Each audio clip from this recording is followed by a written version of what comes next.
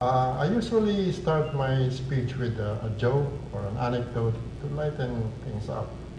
But I could not find a joke about disasters or emergencies. It's too serious a topic to be joking about. The topic assigned to me is media responsibilities in reporting on emergencies. Is self-regulation enough? First, let me answer the question to get it out of the way. Yes, I believe that self-regulation is enough. I believe that the great majority, if not all, of mass media practitioners agree with me that we can regulate ourselves, that we don't need government regulation to do our jobs, right? When you see government will always try to control media. You give government 1 inch, they will take a foot. Give them a foot, they'll take both arms. No, sorry. They'll take a yard, and so forth and so on. In the aftermath of the hostage-taking on the Luneta early in 2010, in which 8 persons were killed, there was an outcry for media to draw up guidelines that would regulate the coverage of violent incidents and emergencies.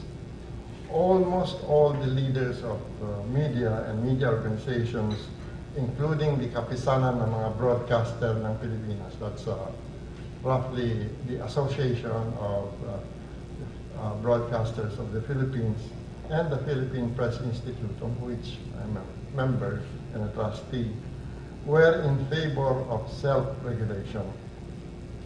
Media people are grown-up people and responsible people who don't have to be regulated or dictated upon by government to act intelligently, responsibly, and ethically in covering emergencies and violent situations. Now, what are the responsibilities of media in reporting on emergencies and violent incidents? I would like to say that much of the material that I will give you this morning is adopted from media kits, guidelines, and pointers issued by various media organizations and institutes.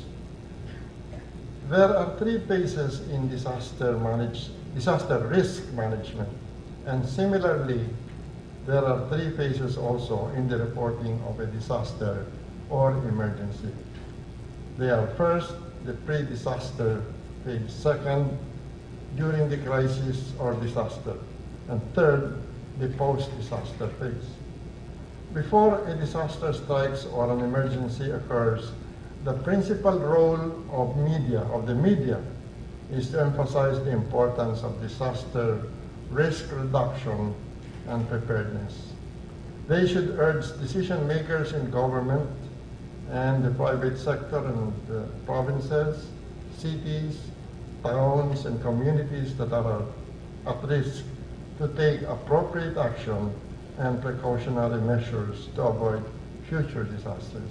I think we've seen that, seen 6 examples of this in the provinces and cities that were at risk from tsunami or storm surges during the occurrence of typhoons and storms recently. And I think many lives were saved because of precautionary measures. Now, the media can do the following to promote preparedness and mitigate the effects of disasters and emergency situations. Now, pre-disaster first. Number 1, analyze risk sources and patterns. Urbanization, a rapid population growth, industrialization, and environmental degradation are increasing risks and making disasters more frequent in our country, in our world today. I think one factor that we noticed during the Ondoy, that was the big storm in 2009, right, or 2008, I'm very slow at figures, was that there are many places in Metro Manila that are natural flood plains. Water tends to gravitate toward these places And one of these was Marikina. And there were many, thousands of people who suffered because of this fact. So now, houses in subdivisions in Marikina are selling at a bargain. They don't want to live there now because it's a very risky place.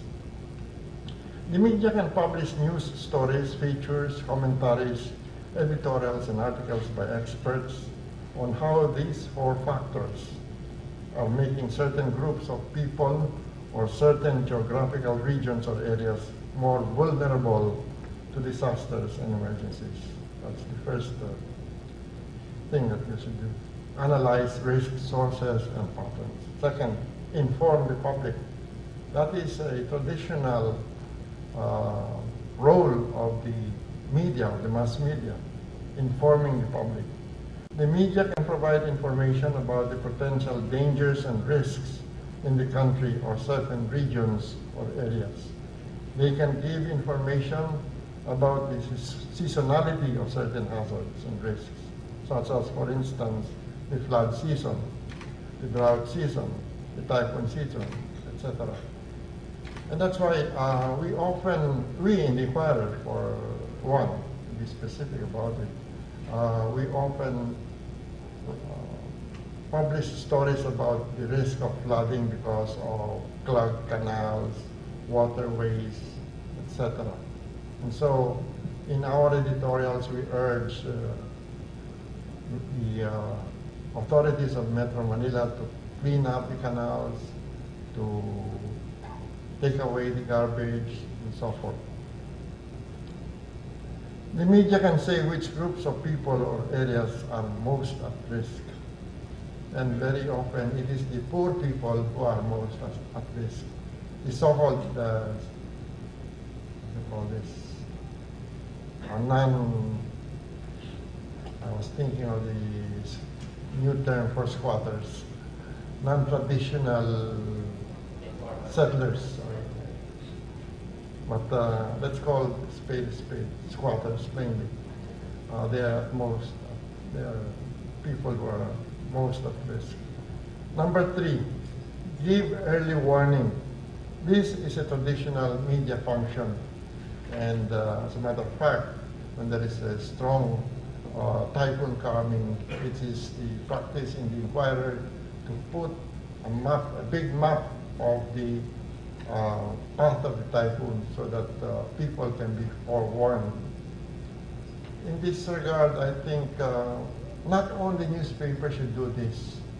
I noticed when I was in Taipei several years ago that every hotel, every commercial establishment has a map of the coming typhoon. And every hour it is changed to reflect the change in the path of the typhoon. And all showcases are boarded up with plywood, wooden protective slabs. So that is give early warning. Scientific forecasts about potential hazards posed by storms, floods, volcanic eruptions, etc. are commonly broadcast over the radio and television and published in newspapers and the internet. I wonder if it's also published in Facebook, Twitter. No, I don't think, not Facebook. Who are Facebook addicts here? However, care should be taken to check and double-check reports that appear inaccurate or untrue, and thus avoid panicking the public. There is such a risk of panicking the public if you broadcast untrue or inaccurate information. For instance, the typhoon is about to hit this area, so people will panic. That should not be done. Your information should be checked and double checked. Number 4, give preparedness information. The media should give people information on what precautionary measures they can take to avoid loss of life and property from disasters and other hazards. These include information on evacuation, crop safety. In some cases, early harvesting can be done, safety of family property, food storage, documents, and livestock safety, among other things. But on the matter of evacuation, some people, especially in the provinces, are hard-headed. They don't want to leave their homes because they're afraid they might be robbed or something. They should be told that life is the most important thing in this world. You cannot replace your lives. You can replace your property or things, but not your life once it's gone. Number five, advocate risk reduction. The media should influence the decisions of government officials and leaders of the private sector to encourage them to give priority to risk reduction. Number 6, encourage people's participation.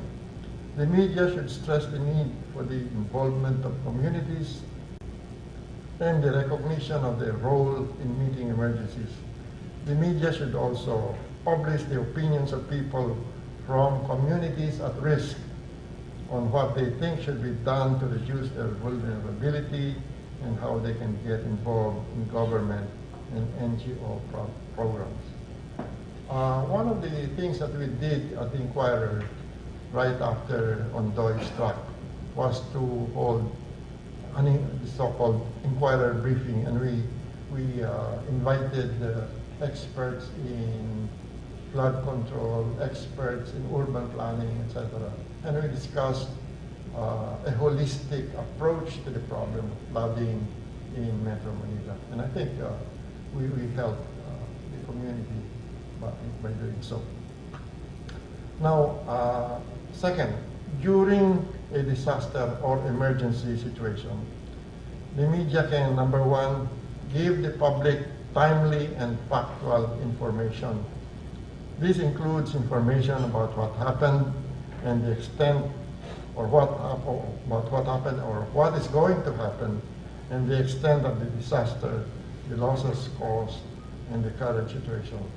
In the past, in the recent past, there were some inaccuracies in the forecasting of the path of the typhoon. And as a matter of fact, a high official was dismissed by the President Noynoy Aquino, because he made a wrong forecast. I think the forecasting right now is getting better. Number 2, advise the people about the action to be taken.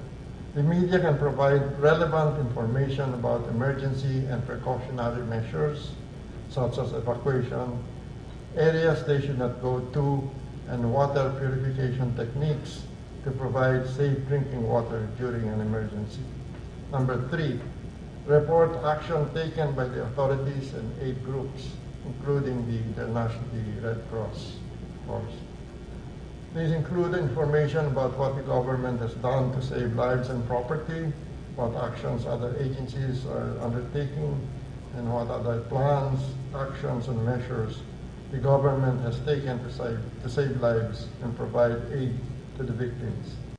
Number 4, relay messages about the situation of isolated or trapped individuals and groups. One of the individuals who was trapped during the Ondoy disaster was the actress Christine Reyes. And at that time, I wished I had a jet